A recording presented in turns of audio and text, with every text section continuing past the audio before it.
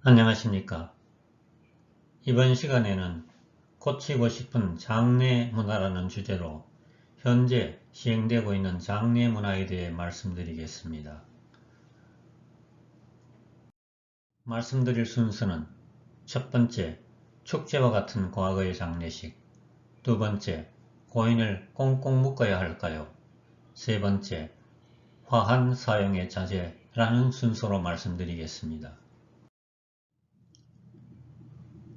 가족이 돌아가시면 도시와 농촌을 막론하고 장례식장에 모셔 장례를 치릅니다. 편리한 점도 있지만 갈 때마다 이건 아닌데 하는 느낌이 드는 경우가 있어요. 현재 우리나라의 장례 문화에 대해 어떻게 생각하시나요?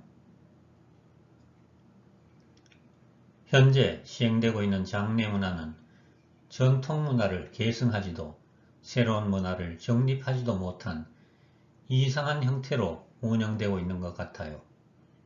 문제점이 많죠. 장례라는 말이 어떤 의미를 가지고 있을까요?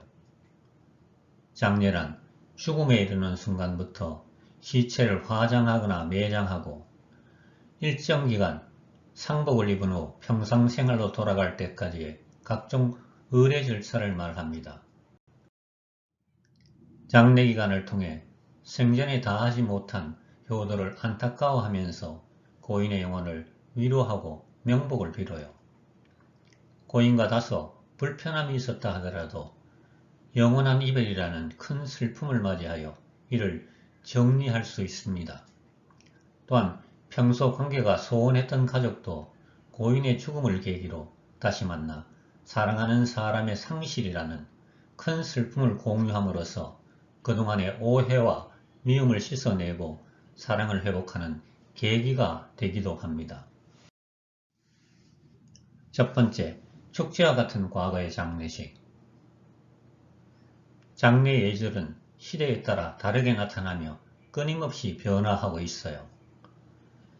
30여 년 전까지만 해도 집에서 가족이 모여 상부상조의 전통에 따라 친척 또는 이웃의 도움을 받아 장례를 진행하는 경우가 대부분이었어요. 단독주택뿐만 아니라 아파트에서도 마당에 차이를 치고 멍석을 깔아 손님을 접대하였죠. 이때 상가를 방문하는 사람 누구에게나 넉넉하게 음식을 대접했어요. 심지어 거지에게조차 말이죠. 그래서 상갓집에는 근처의 거지들이 모여들어 북적거렸어요. 장례식은 지극히 슬픈 행사지만 친척과 이웃의 도움과 참여로 슬픔을 이겨내고 오히려 축제와 같은 분위기로 치룰 수 있었습니다. 이 과정에서 어린아이들도 죽음의 처리 과정을 보고 배울 수 있어 자연스럽게 장례에 대한 전통문화의 계승이 이루어졌어요. 그 당시 허례허식이라는 비판도 있었으나 많은 장점을 가지고 있었는데 이제는 거의 사라졌습니다. 오랫동안 이어온 우리의 전통 장례 문화가 사라져가는 것이 많이 아쉽습니다. 두 번째, 고인을 꽁꽁 묶어야 할까요?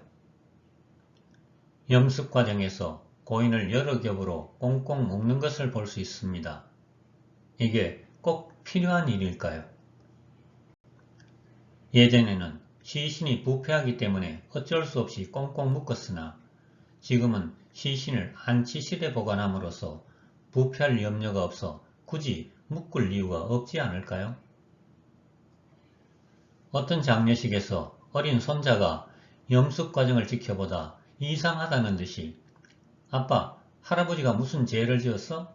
왜 저렇게 꽁꽁 묶어? 라고 물었다고 하는군요. 그러자 어른들은 당황하면서 제대로 답변하지 못하였다고 해요. 아이들의 눈으로 보면 할아버지 혹은 할머니의 시신을 꼭꼭 묶는 것이 이해되지 않을 것입니다.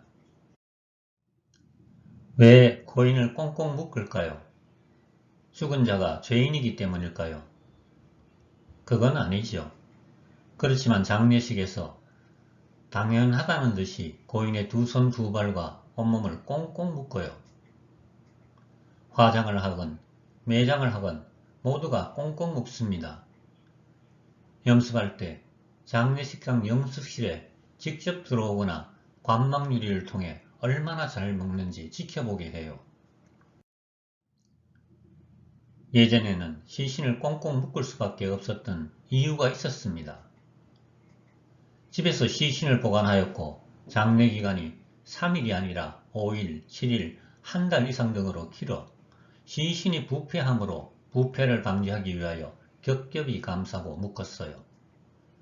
그러나 현재는 시신을 장례식장 안치실 냉장고에 보관하므로 설사 장례기간이 길다 하더라도 시신이 부패할 염려가 전혀 없어요. 또한 2019년 기준 화장률이 88.4%이고 그 비율이 매년 높아지고 있습니다. 염습을 한 다음날 88.4%가 화장하므로 굳이 시신을 꽁꽁 묶을 이유가 없지 않을까요? 고인의 마지막 모습이 유족들에게 오래 기억되기 마련입니다. 고인의 마지막 모습이 꽁꽁 묶인 모습이 아니라 본인이 좋아하는 옷을 입고 예쁘게 치장한 모습으로 편안히 잠자는 듯이 관 속에 누워있는 모습으로 자손들과 이별한다면 자손들의 마음속에 고인이 영원히 아름다운 모습으로 남아있을 것입니다. 세 번째, 화한 사용의 자제. 장례식장에 가면 식장 좌우로 늘어선 화환을 쉽게 볼 수 있어요. 화환 숫자가 고인과 상주의 사회적 위치를 나타내는 척도라도 되는 듯 좁은 복도가 화환으로 가득해요. 그런데 이 화환들이 하루 또는 이틀 후에는 모두 버려지니 얼마나 낭비인지요. 어떤 장례식장에서는 화환은 돌려보내고 화환에 쓴 명패만 벽에 걸어두는 경우도 있어요. 복도 가득 화환을 늘어놓는 것보다는 나름 바람직하다고 할 수도 있으나 화환을 보낸 사람 입장에서 자신이 보낸 화환이 전시조차 되지 못한 것을 보면 씁쓸하지 않을까요? 그런데 어떤 단체에서 부조로 화환 받침에 꽃 대신 쌀 푸대를 얹어 신선한 감동을 주더군요. 부자한 쌀은 상가에서 사용하거나 이웃돕기 등에 활용할 수 있잖아요.